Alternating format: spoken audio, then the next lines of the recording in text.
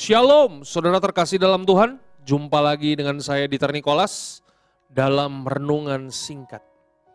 Saudaraku terkasih dalam Tuhan, hari ini kita akan belajar firman Tuhan dari 1 Korintus 3 ayat yang ke-11 sampai dengan ayat yang ke-13. Alkitab katakan seperti ini. Karena tidak ada seorang pun yang dapat meletakkan dasar lain daripada dasar yang telah diletakkan, yaitu Yesus Kristus. Jadi saudaraku terkasih dalam Tuhan, Paulus ingin memberitahukan kepada jemaat di Korintus bahwa kalau kita ingin membangun fondasi yang benar, kita harus membangunnya di atas dasar Yesus Kristus. Kita harus membangunnya dari gaya hidup Yesus Kristus. Itu adalah fondasi yang benar. Kenapa kita harus membangun fondasi yang benar di atas dasar Yesus Kristus? Karena ayat yang ke-12 dari 1 Korintus 3 berkata, entahkah orang membangun di atas dasar ini dengan emas, perak, batu permata, kayu, rumput kering, dan jerami. Saudaraku terkasih dalam Tuhan, ternyata Paulus telah memberitahukan kepada kita bahwa ada dua hal di sini yang menjadi fondasi kehidupan kita. Apakah selama ini kita membangun kehidupan kita di atas dasar emas, perak, batu permata?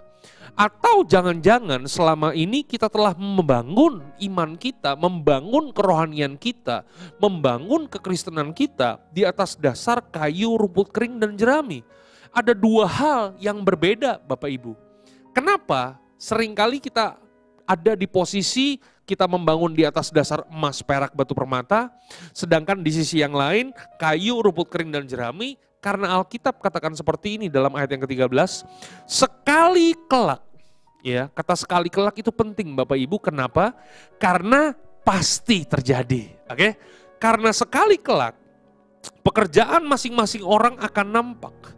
Karena hari Tuhan akan menyatakannya, sebab ia akan nampak dengan api, dan bagaimana pekerjaan masing-masing orang akan diuji oleh api itu.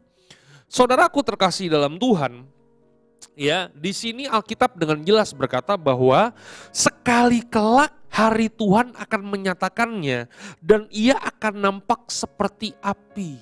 Jadi Tuhan itu akan datang seperti api. Nah, ini karakter Tuhan yang seringkali jarang dibahas di gereja-gereja Bapak Ibu. Ya, seringkali kita mendengar bahwa Tuhan kita adalah Tuhan yang maha besar. Tuhan kita adalah Tuhan yang maha kuasa, tapi ada jarang orang yang kemudian membahas bahwa Tuhan kita, Allah kita itu akan datang seperti api.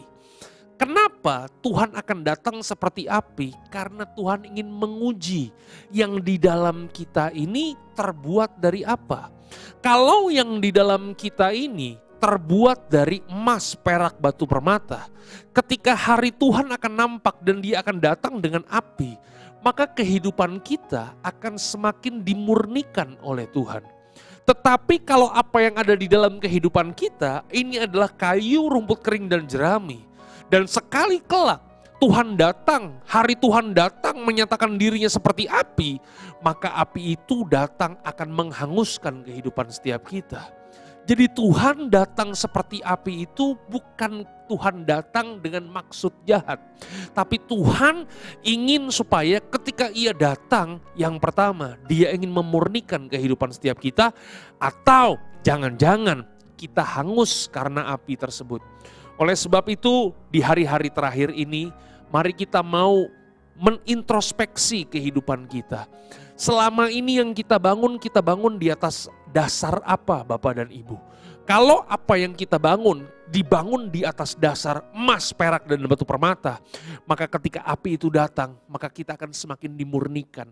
Motivasi kita dimurnikan. Bagaimana kita mau mengikut Yesus, kita dimurnikan. Kita akan semakin murni di hadapan Tuhan. Tapi kalau kita bangun kehidupan kita di atas dasar rumput, kayu, dan jerami, maka itu akan menghanguskan kehidupan setiap kita.